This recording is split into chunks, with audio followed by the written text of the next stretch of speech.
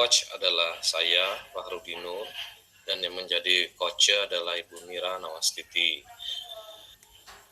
Kasus kami yang pertama adalah melatih keterampilan coaching dengan studi kasus mengajak rekan sejawat untuk terlibat langsung dalam komunitas praktisi. Deskripsi cerita narasinya adalah rekan saya baru saja bercerita jika dia baru saja mengajak rekan sejawat untuk terlibat langsung dalam komunitas praktisi tentang berbagi dan belajar. Namun tanggapan mereka masih kurang antusias karena mereka beranggapan jika melaksanakan komunitas praktisi tersebut dapat menyita waktu di luar jam kerja. Sementara komunitas praktisi tentang berbagi dan belajar belum mendapatkan legalitas ataupun persetujuan dari kepala sekolah. Bagaimana Anda menyikapinya? Assalamualaikum warahmatullahi wabarakatuh. Waalaikumsalam warahmatullahi wabarakatuh. Kemarin kan Ibu bilang ada hal yang ingin dibicarakan dengan saya ya. Iya Pak, ada yang mau saya ceritakan sama Bapak. Oh iya Bu, kebetulan kan siswa sudah pulang. Berarti kita bisa ngobrol sekarang. Ibu nggak sibuk kan? Iya Pak, pekerjaan saya juga kebetulan udah selesai. Terima kasih waktunya ya Pak. Ya oke deh Bu, kita santai aja ya Bu. Nggak masalah sebenarnya apa yang Ibu ingin bicarakan dengan saya. Ini Pak, saya kemarin mencoba mengajak teman-teman untuk terlibat langsung di dalam komunitas praktisi. Tapi mereka beralasan kegiatan tersebut menyita waktu di luar jam kerja. Sementara jam kerja dari jam 7:30 sampai 3:30. Oh, kalau memang begitu permasalahannya, apa yang Ibu harapkan dari diskusi kita hari ini? Saya inginnya teman-teman dapat terlibat langsung dengan komunitas praktisi yang saya buat. Tapi benar juga sih Pak, apa yang dikatain teman-teman, jam kerja kan dari pagi sampai sore.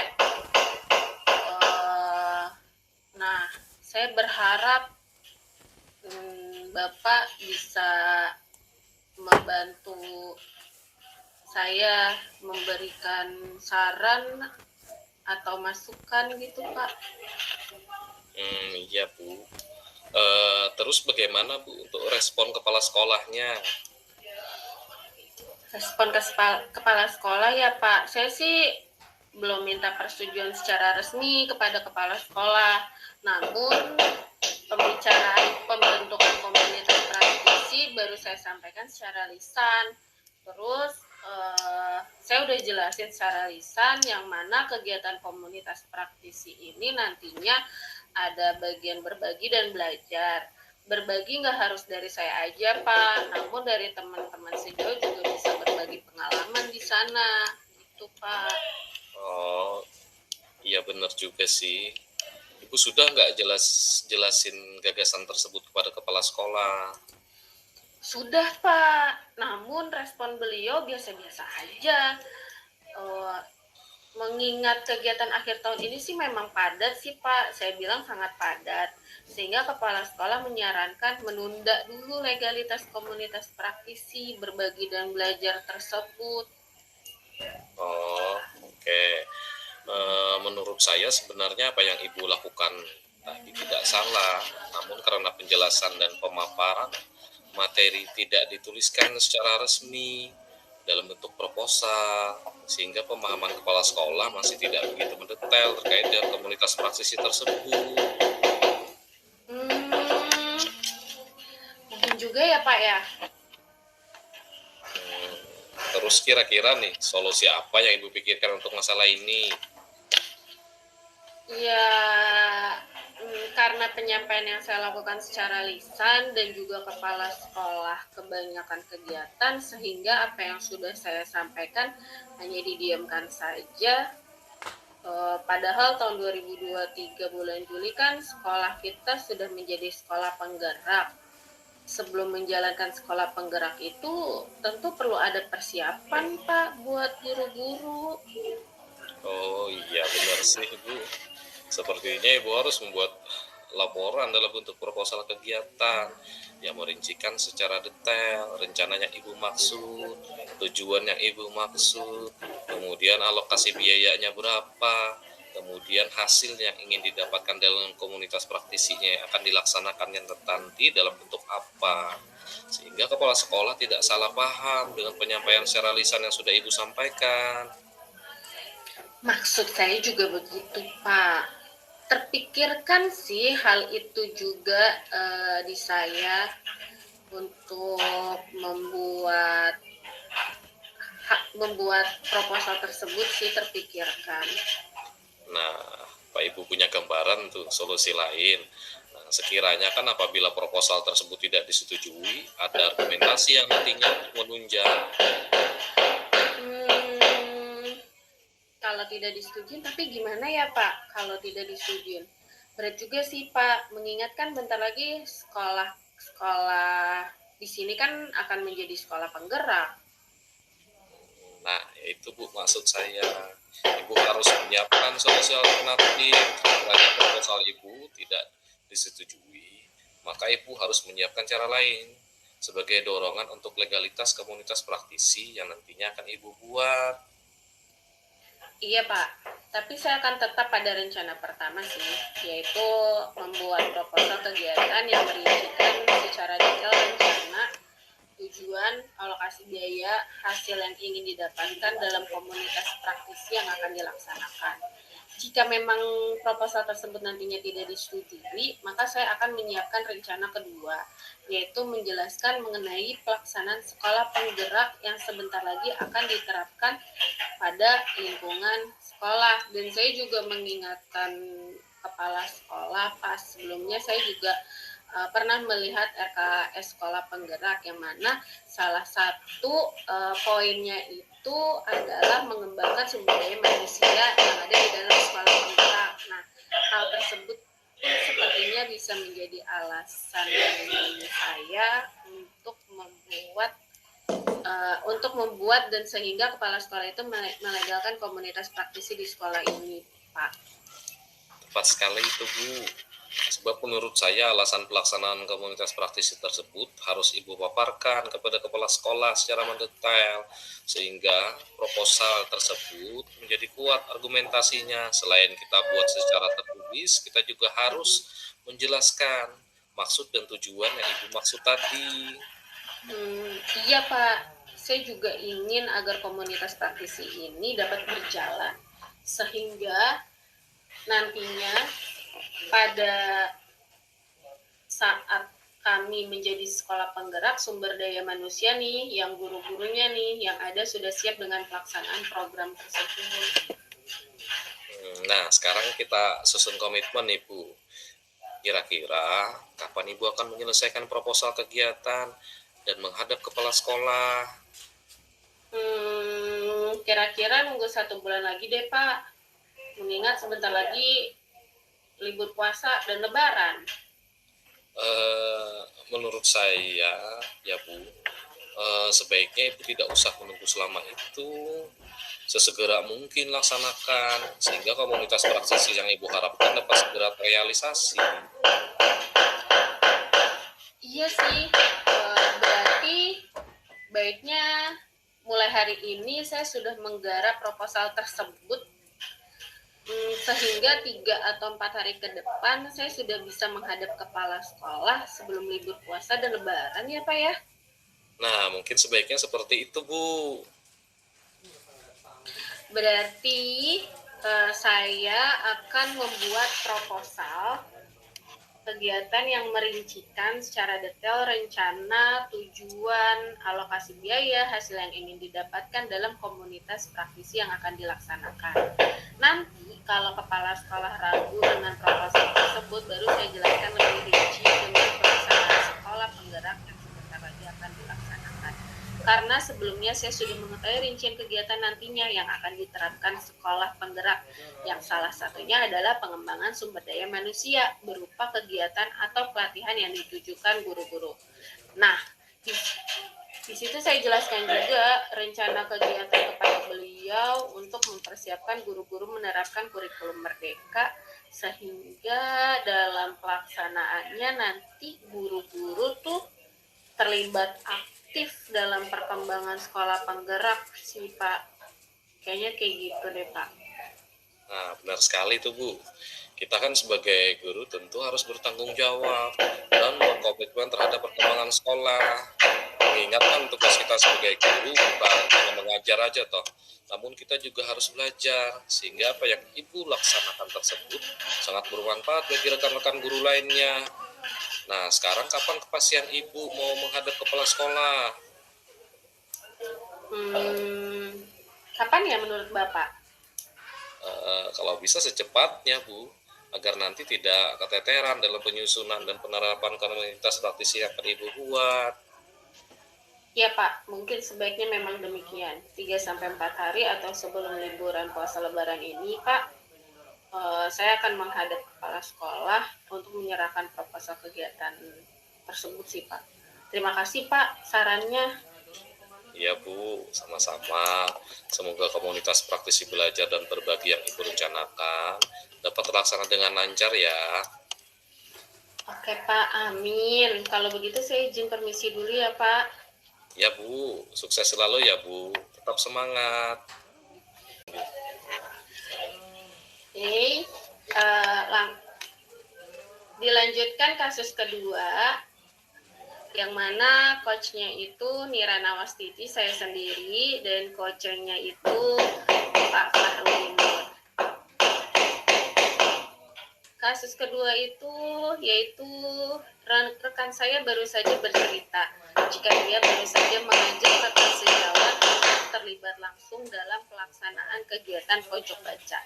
Namun tanggapan mereka masih kurang antusias karena mereka beranggapan jika melaksanakan kegiatan pojok baca maka akan menambah kegiatan di jam pelajaran, sementara beban mengajar mereka sudah banyak. Sementara program pojok baca ini belum mendapatkan legalitas ataupun persetujuan dari kepala sekolah. Bagaimana Anda menyikapinya? Assalamualaikum warahmatullahi wabarakatuh. Waalaikumsalam warahmatullahi wabarakatuh. Kemarin Bapak bilang ada hal yang ingin didiskusikan dengan saya ya. Iya Bu, ada yang mau saya ceritakan sih sama Ibu. Iya Pak, kebetulan siswa sudah pulang nih. Berarti kita bisa ngobrol sekarang. Bapak nggak sibuk kan? Iya Bu, kebetulan kan pekerjaan saya juga sudah selesai. Terima kasih ya Bu sudah menyediakan waktunya. Oke Pak, kita santai aja ya Pak. Nggak masalah sebenarnya nggak masalah sebenarnya. Apa yang Bapak ingin bicarakan dengan saya? Gini loh Bu, saya kan kemarin mencoba nih mengajak teman-teman untuk terlibat di dalam kegiatan pojok baca. Nah, namun tanggapan mereka sepertinya biasa-biasa aja tuh Bu. Nah, mungkin hal tersebut dikarenakan mereka khawatir nih Bu, pelaksanaan pojok baca nantinya akan mengganggu waktu mereka dalam mengajar. Kalau memang begitu permasalahannya, apa yang Bapak harapkan dari diskusi kita hari ini? Saya inginnya teman-teman dapat terlibat langsung sih Bu dalam kegiatan pojok baca yang akan dilaksanakan ini nantinya. Nah, tapi kan benar juga tuh apa yang dikatakan teman-teman. Kan kegiatan pojok baca ini dilaksanakan pada jam pelajaran nih Bu.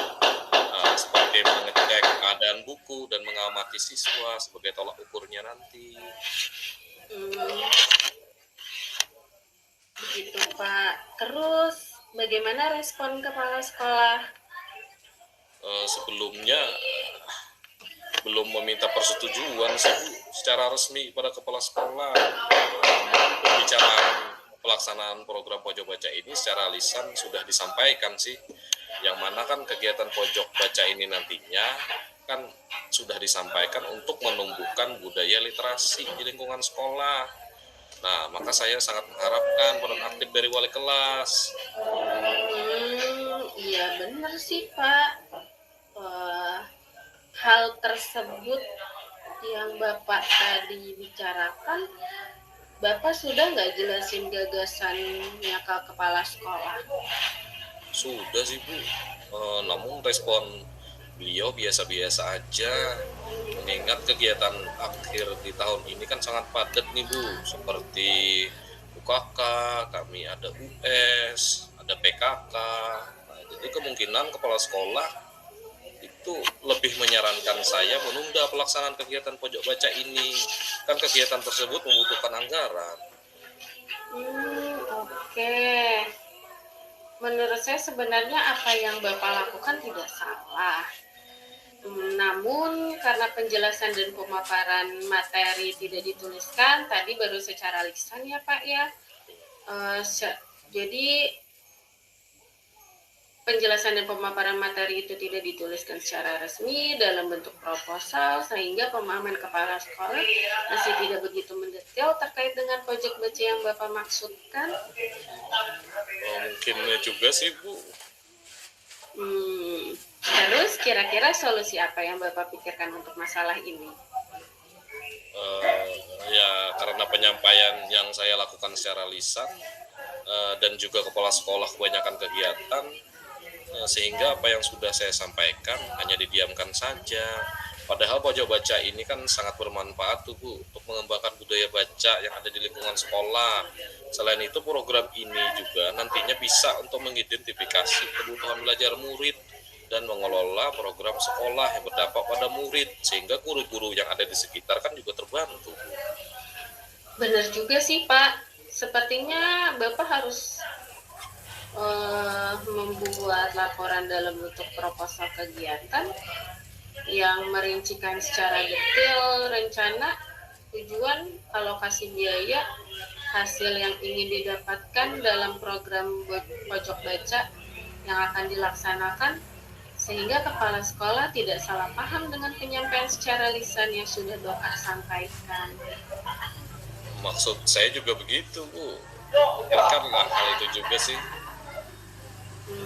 Nah, apa Bapak punya gambaran solusi lain sekiranya proposal tersebut tidak disetujui? Tapi gimana ya Bu, kalau tidak disetujui kan berat juga sih Bu. Padahal kan mengingat program ini sangat bermanfaat, terutama dalam upaya membiasakan budaya literasi Bu, dan sangat bermanfaat juga dalam mengidentifikasi kebutuhan belajar murid dan mengelola program sekolah yang berdampak pada murid. Kan ini nantinya imbasnya kan pada semua guru-guru juga. Nah, itu Pak. Berarti memang ya itu maksud saya Pak, Bapak harus menyiapkan solusi alternatif sekiranya proposal Bapak tidak setujui, maka Bapak harus menyiapkan cara lain sebagai dorongan untuk legalitas program pojok baca ini. Iya sih Bu, tapi saya akan tetap sih pada rencana yang pertama, yaitu kan kita buat proposal kegiatan dulu untuk merincikan secara detail Bu, rencananya kan seperti apa nantinya, kemudian tujuan pojok bacanya ini kemana, alokasi biayanya berapa, dan hasil yang ingin didapatkan dalam program pojok baca yang akan dilaksanakan ini nantinya. Nah, jika memang proposal tersebut nantinya tidak disetujui, maka saya akan menyiapkan Bu rencana yang kedua, yaitu menjelaskan mengenai manfaat pelaksanaan pojok baca pada lingkungan sekolah. Selain itu kan nantinya saya akan memaparkan juga Bu sekolah-sekolah yang sudah sukses menerapkan pojok baca ini. Tepat sekali sih Pak. Sebab menurut saya alasan pelaksanaan program pojok baca tersebut harus dipaparkan pada kepala sekolah sehingga proposal tersebut menjadi kuat dan kepala sekolah memahami maksud dan tujuan Bapak. Ya sih Bu, saya juga ingin agar program pojok baca ini dapat berjalan, sehingga nantinya rekan sejawat dan siswa dapat merasakan manfaat budaya literasi yang dikembangkan di sekolah. Nah, sekarang kita susun komitmen Bapak nih. Kira-kira kapan Bapak akan menyelesaikan proposal kegiatan dan menghadap kepala sekolah? Kira-kira nunggu 1 bulan lagi deh Bu, mengingatkan bentar lagi nih kita libur puasa dan lebaran. Menurut Bapak 1 bulan itu terlalu lama atau tidak? Eh, apa menurut Bapak harus sesegera mungkin dilaksanakan program pojok baca tersebut supaya yang diinginkan Bapak itu segera terrealisasi? Ya sih Bu, kalau kurun waktu 1 bulan kan ya memang agak lama. Apalagi kan udah pasti setelah libur bulan Ramadan kan ada tambahan lagi liburnya. Berarti baiknya mulai hari ini saja ya Bu ya, menggarap proposal tersebut. Nah, jadi kan sehingga 3 atau 4 hari ke depan proposal yang sudah saya buat itu dapat saya bawa dan menghadap ke kepala sekolah. Sebaiknya sebelum bulan puasa sih Bu dan Lebaran, ya kan Bu? Mungkin sebaiknya seperti itu Pak. Berarti saya akan membuat nih Bu proposal kegiatan yang merincikan secara detail seperti rencananya, pojok baca itu nantinya tujuannya mau kemana, pojok bacanya, alokasi biayanya berapa, dan hasil yang ingin didapatkan dalam program pojok baca yang akan dilaksanakan. Nah, nanti kalau kepala sekolah ragu dengan proposal tersebut, baru saya jelasin lebih rinci manfaat pelaksanaan pojok baca tersebut.